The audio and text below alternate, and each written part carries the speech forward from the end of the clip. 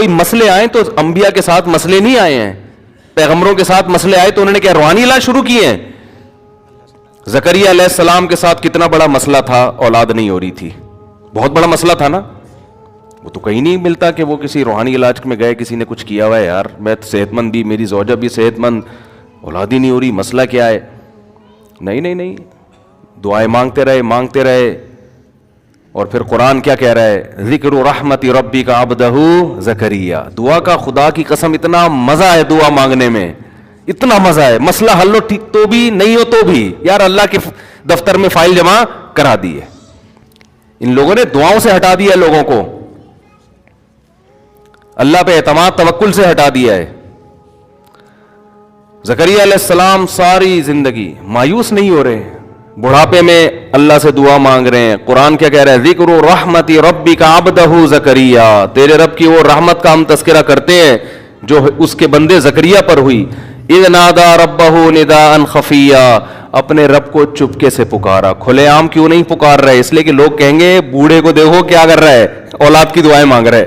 ایسی دعائیں چپکے سے ہی مانگی جاتی ہے نا بھائی. کھلے عام مانگ رہے ہوتے, مسجد کے نمازیوں سے کہہ رہے ہو سب مل کے میرے لیے دعا مانگو اللہ مجھے اولاد دے دے. نمازی آ کے کہتے حضرت خیریت, آپ 90 سال کے, سر کے بال دیکھیں, خیریت تو ہے. تو اس لیے یہ دعا کیسے مانگ رہے ہیں؟ چھپ کے. ندان خفیہ. ربی انی وہن العظم منی. اے اللہ مجھے پتا ہے ہڈیاں بوسیدہ ہو گئی ہیں. واشتعل الراس شیبہ. بال سفیدی میں بھڑک رہے ہیں. وَلَمْ أَكُنْ بِدُعَائِكَ رَبِّ شَقِيًّا. اے اللہ تیری رحمت سے نا امید نہیں ہوں. يَرِثُنِي وَيَرِثُ مِنْ آلِ يَعْقُوبَ. ایسی اولاد دے دے جو میری اور آل یعقوب کی وارث بنے, ایسی اولاد چاہیے. وَجَعَلْهُ رَبِّ رَضِيًّا. نیک بنا اس کو, پرہیزگار بنا. اور جب اللہ خوشخبری دے رہا ہے تو حیران ہو رہے ہیں کہ میرے کیسے اولاد ہوگی ہے بھائی.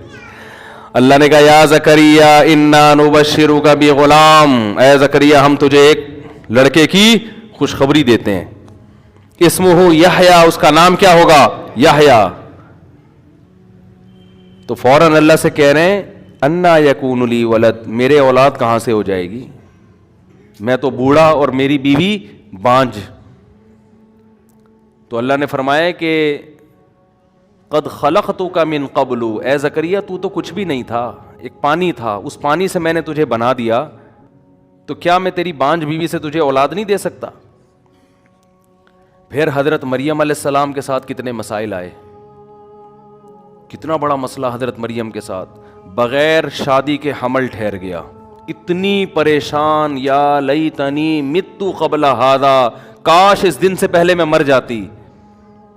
وکنت نسیا منسیا. میرا کوئی تذکرہ ہی نہ ہوتا کہ مریم نام کی کوئی عورت پیدا ہوئی ہے, کیونکہ ایک پاک دامن شریف عورت کو حمل ٹھہر جائے بغیر شوہر کے, وہ قوم کو کیا منہ دکھائے گی, قوم کو کیسے سمجھائے گی؟ لیکن یہ کہیں بھی نہیں کہ چلو اب کسی بابے ہیں وہاں روحانی ہیں ان سے رابطہ کرتے ہیں, شاید کچھ پڑھنے کو بتا دیں. وہ دعائیں مانگ رہی ہیں اللہ سے. حمل ٹھہر گیا. جب ولادت کا وقت آیا تو اللہ نے کیا فرمایا کہ حزی الیک بجذع النخلۃ تساقط علیک رطبا جنیا. اے مریم غم نہ کر, لا تحزنی, غم نہ کر. کھجور کے جو تازہ کھجورے ہیں نا, ان کی ٹہنی کو ہلا کے کھجور کھا اور پانی پی. اور جب کوئی تجھ سے پوچھے کہ یہ بیٹا کہاں سے آیا تو اشارے سے کہہ دینا انی نذرت للرحمن صوما فلن اکلم اليوم انسیا, کہ میں نے منت مانی ہوئی ہے آج روزے کی. پہلے زمانے میں خاموشی کا روزہ بھی ہوتا تھا, چپ کا روزہ. میں نے منت مانی ہوئی ہے آج میں کسی سے کلام نہیں کروں گی. اور ٹینشن, لوگ کہیں گے واہ واہ آج ہی روزہ رکھنا تھا. ہے بھائی, ہے بھائی, روزہ بھی آج ہی رکھنا تھا. لیکن جیسے جیسے اللہ کہہ رہے ہیں ویسے ویسے حضرت مریم کر رہی ہیں. بھئی اللہ نے آزمائش میں ڈالا, اللہ ہی بچائے گا. کہیں نہیں کہ چلو یار کچھ تعویذ کر لو, کچھ دھاگا باندھ لو, وہاں چلتے ہیں ان سے دم کرواتے ہیں, کچھ شاید کچھ مسئلہ حل ہو جائے. بھئی اللہ کی طرف سے آزمائش ہے, نکالے گا کون؟ اللہ. جیسے جیسے اللہ کہہ رہے ہیں فَأَتَتْ بِهِ قَوْمَهَا تَحْمِلُهُ. قرآن کہہ رہا ہے اس بچے کو گود میں اٹھا کر اپنی قوم کے پاس آئیں, قوم نے کیسے تانے دیے. اللہ دیکھو, اللہ شروع میں ہی بتا دیتا قوم کو, کوئی فرشتہ آتا اور مریم علیہ السلام کی قوم کو کہتا دیکھو ان کے حمل ٹھہرنے والا ہے, ان پہ شک نہ کرنا, یہ حمل کس کی طرف سے ہے, اللہ کی طرف سے, اور میں فرشتہ ہوں, اور وہ بچہ پیدا ہوتے ہی خود گواہی دے گا, تو یہ اور بڑا معجزہ ہو جائے گا, اس سے تمہیں یقین آ جائے گا. اس کا نقصان کیا ہوتا کہ حضرت مریم کو ٹینشن ہی نہ ہوتی.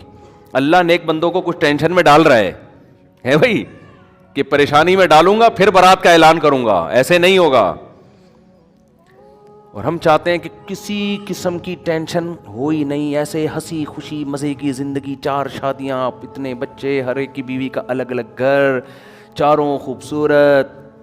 اور جب دوسری شادی کا میرے سسر کو پتہ چلے تو گلے لگائیں, میرا بیٹا, میرا داماد کتنا اچھا ہے, ماشاء اللہ ماشاء اللہ, میرے داماد نے بڑا اچھا سنت زندہ کر لی میرے داماد نے. اور پہلی بیوی مسکرا کے ملے, آپ ہیں نر کے بچے ماشاء اللہ, اور آپ نے ماشاء اللہ ایک سنت کو زندہ کی, بڑی خوشی ہوئی آپ سے مل کے مجھے, اور میرا بڑا اچھا فیصلہ تھا کہ میں نے آپ سے شادی کی. سمجھ رہے ہیں, پیڑے کھانے کے, اور کاروبار بھی چلتا رہے, بزنس بھی چلتا رہے, صحت بھی فٹ فاٹ رہے, نہ ابا کبھی ڈانٹیں, کوئی ٹینشن ہی نہ ہو, اپنی مرضی سے صبح ہم اٹھیں, نماز پڑھ لیں, ٹھیک ہے, نہیں پڑھیں توبہ سے معاف ہو جائے گی, کوئی مسئلہ ہے نہیں, توبہ سے نماز معاف ہو جاتی ہے. علماء سے سارے گناہ توبہ سے معاف ہوتے ہیں, نماز بھی توبہ سے معاف ہو جاتی ہے, تو کیا ہو گیا, پڑھ لی ٹھیک ہے, نہیں پڑھے تو توبہ استغفر اللہ, معاف ہو جاتی ہے نا. داڑھی رکھنی ہے ٹھیک ہے, نہیں رکھی تو بھی ٹھیک ہے, اور اللہ بھلا کرے. بینک میں آپ سودی جاب ہے, حرام آمدن ہے, 5 لاکھ روپے آپ کو مل رہے ہیں, تو اگر بالکل اس کا آلٹرنیٹ کسی اسلامک بینک میں 5 لاکھ مل جائے اسی پروٹوکول کے ساتھ تو چھوڑ دیں گے. نہیں تو اگر 4,99,999 مل رہے ہیں تو مجبوری میں بھائی حرام بھی انسان کما سکتا ہے. بھائی 5 لاکھ مل رہے ہیں سودی بینک میں, اور حلال میں مل رہے ہیں 4,99,999, تو اب وہ چونکہ کم مل رہے ہیں تو گزارا مشکل ہے, تو مجبوری میں علماء کہتے ہیں 5 لاکھ مجبوری میں, ہم سود کما رہے ہیں لیکن کس میں, مجبوری. اللہ غفور رحیم ہے, معاف کرنے والا ہے. سمجھ میں نہیں آ رہی بات.